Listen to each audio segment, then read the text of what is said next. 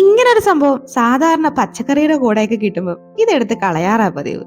എന്നാ പിന്നെ ഇത് വെച്ച് നല്ല സൂപ്പർ ആയിട്ടൊരു ഐറ്റം ഉണ്ടാക്കാം കേട്ടോ.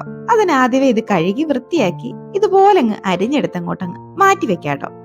ഇനി ഇതിന് നല്ലൊരു മസാല ഒന്ന് തയ്യാറാക്കി എടുക്കേണ്ടതായിട്ടുണ്ട്. അതിനായി ഒരു പാൻ അടുപ്പത്തേക്ക് വെച്ച് അതിലേക്കൊരു 2 ടേബിൾ സ്പൂൺ കപ്പലണ്ടി ഇട്ട് ചെറുതായിട്ടൊന്നങ്ങ് വറുത്തെടുക്കാം.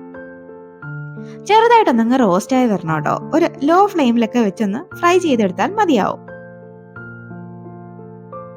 ഇപ്പൊ ഇതൊന്ന് ഫ്രൈ ആയി വന്നിട്ടുണ്ട്. ഇനി ഇതിലേക്ക് 1 ടേബിൾ സ്പൂൺ കുരുമുളകും 1 ടേബിൾ സ്പൂൺ ചെറിയ ജീരകം 3 വറ്റൽമുളകും കൂടെ ചേർത്ത് ഒന്നും കൂടെ അങ്ങ് ഫ്രൈ ആക്കി എടുക്കാം കേട്ടോ. ഇതും ഒന്ന് വഴറ്റി ഒന്നങ്ങ് ഫ്രൈ ആക്കി എടുക്കാം. കൂടെ ഒരു 3 അല്ലി വെളുത്തുള്ളി കൂടെ ചേർത്ത് കൊടുക്കുന്നുണ്ട് കേട്ടോ.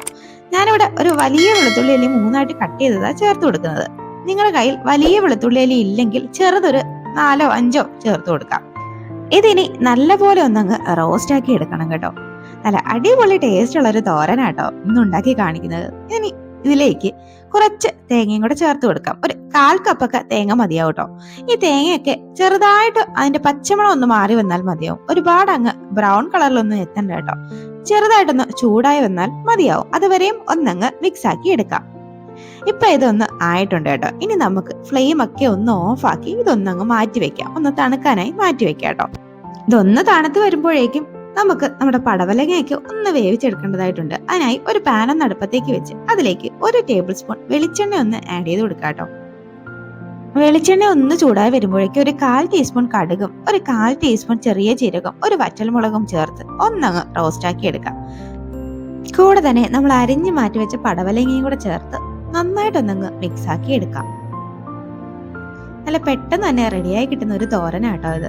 എല്ലാവരും ഈ രീതിയിൽ ഒന്ന് ട്രൈ ചെയ്ത് നോക്കണം കേട്ടോ. ഇടയ്ക്കൊക്കെ ഇങ്ങനെ വെറൈറ്റി ആയിട്ടൊരു തോരനൊക്കെ ഒന്ന് ട്രൈ ചെയ്ത് നോക്കണം. ഇനി ഇതിലേക്ക് ഒരു ആവശ്യത്തിനുള്ള ഉപ്പും 1/4 ടീസ്പൂൺ മഞ്ഞൾപ്പൊടിയും കൂടെ ചേർത്ത് വീണ്ടും ഇതൊന്നും കൂടെ അങ്ങ് വഴറ്റിയെടുക്കാം കേട്ടോ. പിന്നെ ഈ ചാനൽ ഇതുവരെയും സബ്സ്ക്രൈബ് ചെയ്തിട്ടില്ലെങ്കിൽ പ്ലീസ് ഒന്ന് സബ്സ്ക്രൈബ് ചെയ്ത് സപ്പോർട്ടും കൂടെ ചെയ്തേക്കണേ.